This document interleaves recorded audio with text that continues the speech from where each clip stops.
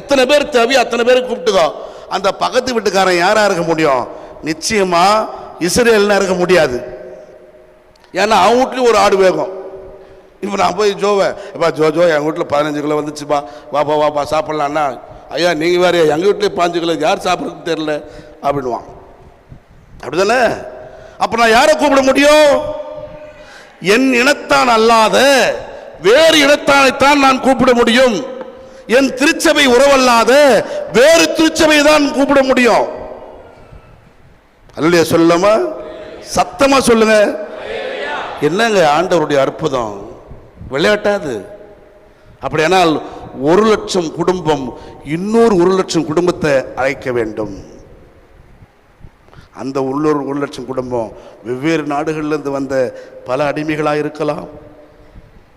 எகிப்திலேயே இவர்களுடைய நன்மதிப்பை பெற்ற, நட்பை பெற்ற, அன்பை பெற்ற உறவுகளாக இருக்கலாம். கண்டிப்பா அதிகாரவாதிகளாக இருக்க முடியாது. அதிகார வர்க்கத்தை நான் அணைக்க முடியாதுல்ல. என் குடும்பத்துடைய உணவுல என்னோட நட்பில் இருக்கிறவங்க யாரோ, எனக்கு சொந்தம் எதுவோ, என்னுடைய அன்புக்குரியவர் யாரோ, அல்லது என்னை போலவே அடிமைப்பட்டவர் யாரோ, அவரைத்தான் நான் அழைப்பேன். அப்படியானால் இந்த பாஸ்கா விருந்து அதனுடைய நோக்கம் என்னவென்றால், எகிப்தில் அடிமைப்பட்ட அத்தனை மக்களையும் ஒருங்கிணைத்து காப்பாற்றுவது. அல்லே சொல்லமா. இப்பொழுது தலைப்பிள்ளை சங்கார தூதன் வருகிறான்.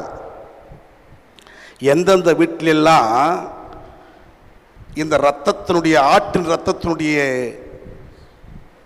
அடையாளம் இல்லையோ அந்த வீட்டுக்குள்ள நுழையிறான், வெட்டுறான்.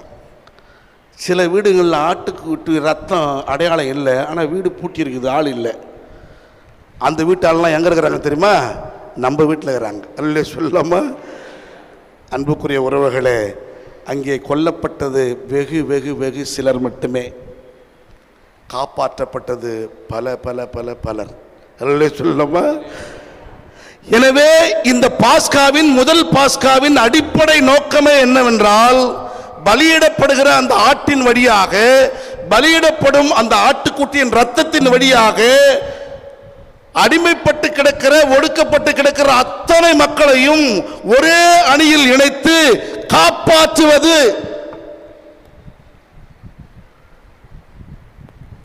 இந்த நிகழ்ச்சி நடந்துருச்சுங்க. இருக்கிற மிச்ச சொச்ச எகிப்தில் மக்கள்லாம் ஓடி போய் பார்வன்ட்டு, ஐயா அரசே தயவு செய்து அந்த இஸ்ரேல் மக்களை அனுப்பிடு, நெருக்கடி கொடுக்குறான். கடவுள் ஒரு பக்கம் நெருக்கடி கொடுத்துட்டாரு. இப்போ மக்களே போறான், அவன் சொந்த நாட்டு மக்களே